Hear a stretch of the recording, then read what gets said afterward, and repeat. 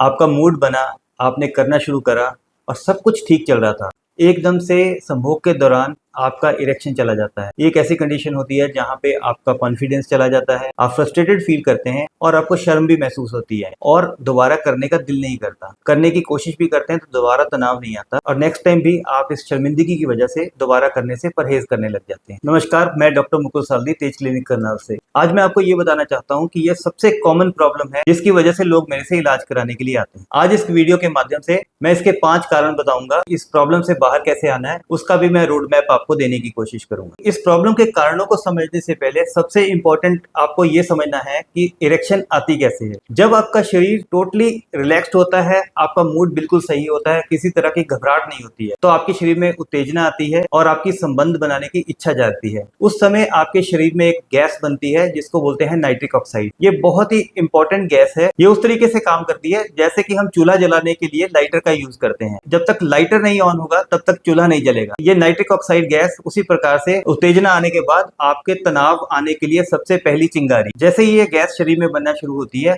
आपकी रक्त वाहिकाएं रिलैक्स कर जाती हैं और उनमें खून का दौरा बढ़ जाता है। जो आपका ऑर्गन है वो एक स्पंज की तरह होता है, जितना उसमें खून का दौरा अच्छे से जाएगा उतना इरेक्शन अच्छा आएगा। जैसे जैसे रक्त का बहाव बढ़ने लगता है, आपके ऑर्गन की लंबाई और चौड़ाई बढ़ने लगती है और जो पतली पतली रक्त वाहिकाएं होती हैं जिनसे खून ने वापस आना होता है, वो उनके ऊपर दबाव पड़ता है और खून का दौरा वापस नहीं जाता और उसके अंदर बढ़ना शुरू हो जाता है। जब तक आप उत्तेजित रहेंगे, आपका तनाव बना रहेगा और आपका साइज वैसे का वैसा रहता है। इस प्रक्रिया में कहीं भी कोई बाधा या गड़बड़ी हो तो उससे आपको तनाव बने रहने में प्रॉब्लम आनी शुरू हो सकती है। इस प्रॉब्लम का सबसे पहला कारण हो सकता है कि आपके हार्मोन सही ना हो या खून की नसों में रक्त का बहाव सही ना जा रहा हो। तनाव जाने का सबसे प्रमुख कारण और सबसे ज्यादा पाए जाने वाला कारण ब्लड सप्लाई में किसी तरह की गड़बड़ी हो सकता है। ये आपका जो इरेक्शन जा रहा है, इस चीज का संकेत हो कि बहुत बड़ी कोई बीमारी आने वाली है। ये पाया गया है कि जिन लोगों को इरेक्टाइल डिसफंक्शन शुरू हो जाता है, यानी कि तनाव में कमी आनी शुरू हो जाती है, उनमें से 15% लोगों को 5 से 7 साल के अंदर हार्ट अटैक आने के चांसेस रहते हैं। इसका कारण ये है कि आपकी पीनस की नसों का साइज आपके हार्ट की नसों से लगभग आधा होता है। तो ब्लड सप्लाई की कमी अगर यहाँ आनी शुरू हो गई है तो किसी हद तक ब्लड सप्लाई की कमी वहां भी आनी शुरू हो चुकी होगी। यहाँ पे आपको सिम्टम आने लग गए हैं तो दिल के दौरे के भी चांसेस बढ़ते जा रहे हैं, क्योंकि वहां पे भी खून की सप्लाई की कमी आनी शुरू हो चुकी है। अगर आपको ब्लड प्रेशर है या डायबिटीज यानी कि शुगर की बीमारी है या आपका कोलेस्ट्रॉल लेवल ज्यादा रहता है, ये 3 कारण हो सकते हैं जिनके कारण आपकी नसों में खून का प्रवाह सही तरीके से ना हो रहा हो। अगर आपको ये प्रॉब्लम आ रही है और आप ये वीडियो देख रहे हैं तो आपको अपना शुगर लेवल, अपना ब्लड प्रेशर और अपना कोलेस्ट्रॉल लेवल तुरंत चेक कराना चाहिए। मेरे पास बहुत से ऐसे पेशेंट्स आते हैं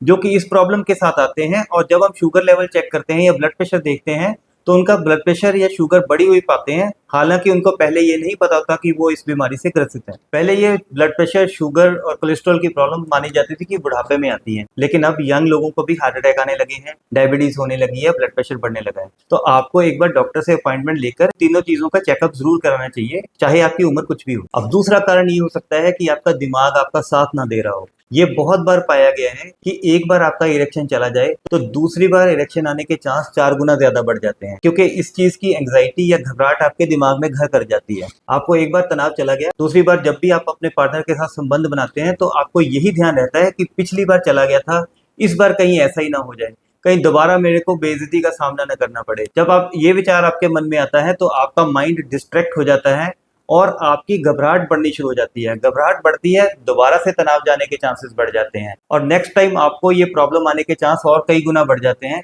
क्योंकि आप हर बार यही सोचने लग जाते हो कि इस बार तनाव आएगा कि नहीं आएगा और आप इस साइकिल में फंस जाते हैं। दोबारा प्रॉब्लम आती है, दिमाग में और टेंशन आती है, फिर और ज्यादा प्रॉब्लम आती है और टेंशन आती है और एक टाइम ऐसा आता है कि आपको तनाव बिल्कुल भी आना बंद हो जाता है, क्योंकि आप इतने ज्यादा घबराए होते हो, आपको हिम्मत ही नहीं होती कि आप अपने पार्टनर के पास जा सकें। ऐसी कंडीशन में आपको एक तो किसी सेक्स थेरेपिस्ट से मिलना चाहिए, अपनी प्रॉब्लम पार्टनर के साथ भी डिस्कस करना चाहिए कि मेरे को घबराहट बहुत ज्यादा हो जाती है, तो आप किसी को मिले जो कि आपको सही तरीके से गाइड करे कि इसका हल क्या निकलेगा। दूसरा आपको क्या करना चाहिए, कई बार आप इंटीमेट हो, जैसे बेड में जाएं और एक दूसरे को फॉन्डल करें, टच करें, लेकिन पहले ही डिस्कस कर लें कि आज हम संबंध नहीं बनाएंगे, केवल हम एक दूसरे को टच करेंगे।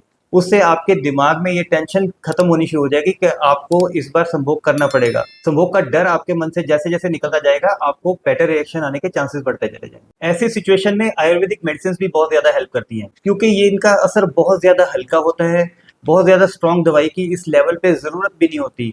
आपको थोड़ा सा हौसला और थोड़ी सी ऐसी मेडिसिन मिल जाए जो कि आपके इरेक्शन को बेटर कर दे, तो आपको कॉन्फिडेंस वापस आएगा और आप दोबारा से आप अच्छी तरह से संबंध बनाने के लिए तैयार हो जाए। तीसरा कारण हो सकता है कि आपको पूरा अराउजल ना हुआ, उससे पहले ही आप संबंध बनाना शुरू कर दें, या पूरी तरह से अभी एक्साइटेड ना हो। अब आप सोचेंगे कि मैं तो हर बार एक्साइटेड होता हूँ और मेरा मन भी कर रहा होता है, लेकिन होता क्या है, आदमियों से ये एक्सपेक्ट किया जाता है कि जब भी पार्टनर डिमांड करे और संबंध बनाने के लिए तैयार हो। खासकर जो लोग एक ही तरीके से संबंध बनाते हैं, वो कई सालों से बना रहे होते हैं, लेकिन उनमें कमजोरी आनी शुरू हो चुकी होती है। आपका पार्टनर ये एक्सपेक्ट कर रहा होता है कि अब इसके बाद ये संबंध बनाना शुरू करेगा, तो वो आपको बोलता है कि जल्दी जल्दी करो। आप उस घबराहट में कई बार अभी पूरा इरेक्शन ना आने पर ही संबंध बनाना शुरू कर देते हैं और वहां परफॉर्मेंस खराब हो जाती है। आप जल्दबाजी में अभी पूरा इरेक्शन आया नहीं होता, उससे पहले ही शुरू कर देते हैं। इससे क्या होता है कि बीच में ही इरेक्शन चला जाता है, क्योंकि वो पूरी तरह अभी आया ही नहीं होता। चौथा कारण है कई प्रकार की दवाइयां। कई बार आप डॉक्टर के पास जाते हैं, वो आपको दवाई लिख देता है। हमारे कंट्री में लोग ये डिस्कस ही नहीं करते कि आप सेक्सुअल लाइफ कैसी है। सपोज आपकी 45-50 साल की उम्र है, आप डॉक्टर के पास गए, आपको ब्लड प्रेशर की दवाई लिख दी या कोई और दवाई लिख दी, वो आपसे पूछता ही नहीं कि आप सेक्सुअली एक्टिव हैं या नहीं है। उसमें क्या होता है कि बहुत सारी ऐसी दवाइयां हैं जिनका आपकी बेड लाइफ पे बुरा प्रभाव पड़ता है, लेकिन डिस्कस भी नहीं होता और आपको वो दवाई लिख दी जाती है। आप सालों साल आप कई बार वो दवाई खाते भी रहते हो, आपको समझ में नहीं आता कि आपकी परफॉर्मेंस डे बाय डे कम क्यों होती चली जा रही है। अगर आप किसी कारणवश डिप्रेस्ड हैं और आप साइकियाट्रिस्ट से ट्रीटमेंट ले रहे हैं, आप उसको जरूर पूछिएगा कि क्या वो जो दवाई लिख रहा है उसमें कोई साइड इफेक्ट तो नहीं है, खासकर आपकी सेक्सुअल लाइफ पे। ब्लड प्रेशर की ऐसी बहुत सी दवाइयां होती हैं जो कि आपको सेक्सुअल डिसफंक्शन कर सकती हैं, तो ब्लड प्रेशर की दवाई जब भी आप किसी डॉक्टर से लिखवाते हैं तो ये बात डिस्कस जरूर करें। तीसरा, अगर आपको खांसी जुकाम या किसी तरह की एलर्जी रहती है, तो भी आप जो भी एंटी एलर्जिक लेते हैं उसके बारे में भी डॉक्टर से पूछे बगैर शुरू मत करिए।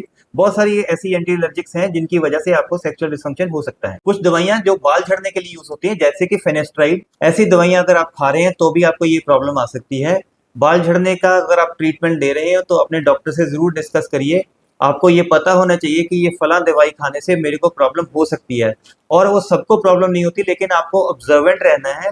अगर आपको लगे कि ये दवाई खाने से आपको प्रॉब्लम आनी शुरू हो गई है तो डॉक्टर से डिस्कस करिए, उसका कोई अल्टरनेटिव लीजिए या इसको लेना बंद कर सकते हैं। एक चीज का ध्यान रखिए, जैसे कि ब्लड प्रेशर या डिप्रेशन की दवाइयां, जैसे मैंने बताया कि उनके ये साइड इफेक्ट्स हो सकते हैं, लेकिन इस चीज का ध्यान रखना है कि आप ये दवाइयां अचानक से बंद नहीं कर सकते। अगर अचानक से बंद करेंगे तो आपको बहुत ज्यादा नुकसान हो सकता है। डॉक्टर से पूछे बगैर आपने कोई भी दवाई अपनी मर्जी से ना बंद करनी है ना बदलनी। ज्यादातर केसेस में अल्टरनेटिव मेडिसिन होती हैं जिनके ये वाले साइड इफेक्ट्स नहीं होते।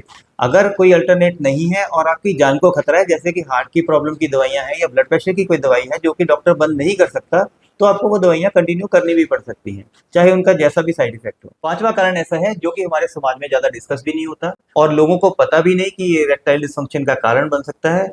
लोग इसको नॉर्मली मजाक में टालते हैं, वो है ज्यादा खराटे आना और खराटे आते आते आपकी सांस बंद हो जाना। इसको स्लीप एपनिया बोलते हैं। खासकर अगर आपका वजन ज्यादा है और आपको खराटे बहुत ज्यादा आते हैं और आपका पार्टनर बताता है कि सोए हुए खराटे लेते लेते आपकी कई बार नींद खुल जाती है या आपकी सांस रुकती है, तो आपको अपना स्लीप स्टडी कराना चाहिए, क्योंकि रात को सोते हुए अगर आपका सांस बंद होता है, जिसको कि स्लीप एपनिया बोलते हैं, इस वजह से आपको हार्ट अटैक आने के चांसेस और आपको इरेक्टाइल डिसफंक्शन होने के चांसेस बहुत ज्यादा बढ़ जाते हैं। ये वैसे भी खतरनाक है क्योंकि जिन लोगों को स्लीप एपनिया है उन लोगों को दिन में नींद आती रहती है और गाड़ी चलाते हुए उनका एक्सीडेंट होने तक के चांसेस होते हैं। तो अगर आपको स्लीप एपनिया है तो इसके लिए आप स्लीप स्टडी जरूर कराइए। स्लीप स्टडी नॉर्मली नाक कान गले का डॉक्टर करता है, उनके हॉस्पिटल्स में ये सुविधा मौजूद होती है। बहुत सारे लोग ऐसे हैं जिनको खराटे लेते लेते सांस बंद होने की प्रॉब्लम होती है और इस प्रॉब्लम को ठीक करने के बाद उनका इरेक्शन भी बेटर होना शुरू हो जाता है। इन वीडियोस के माध्यम से मेरी कोशिश होती है कि आपके पास सही और सटीक जानकारी पहुंचे, ताकि आप अपनी हेल्थ के बारे में सही डिसीजंस ले पाओ और अपनी हेल्थ को बेटर बना पाओ। मेरे साथ अगर अपनी ट्रीटमेंट जर्नी शुरू करना चाहते हैं तो दिए हुए नंबर पे अपॉइंटमेंट लेकर आप कंसल्टेशन बुक कर सकते हैं और मेरे साथ अच्छे से बात करके उसके बाद आपका इलाज भी शुरू किया जा सकता है। वीडियो अगर अच्छा लगा हो, इन्फॉर्मेटिव लगा हो, तो आप वीडियो को लाइक करें और चैनल को सब्सक्राइब करें, ताकि और भी अच्छी इन्फॉर्मेशन आपको जल्दी से जल्दी मिलती रहे।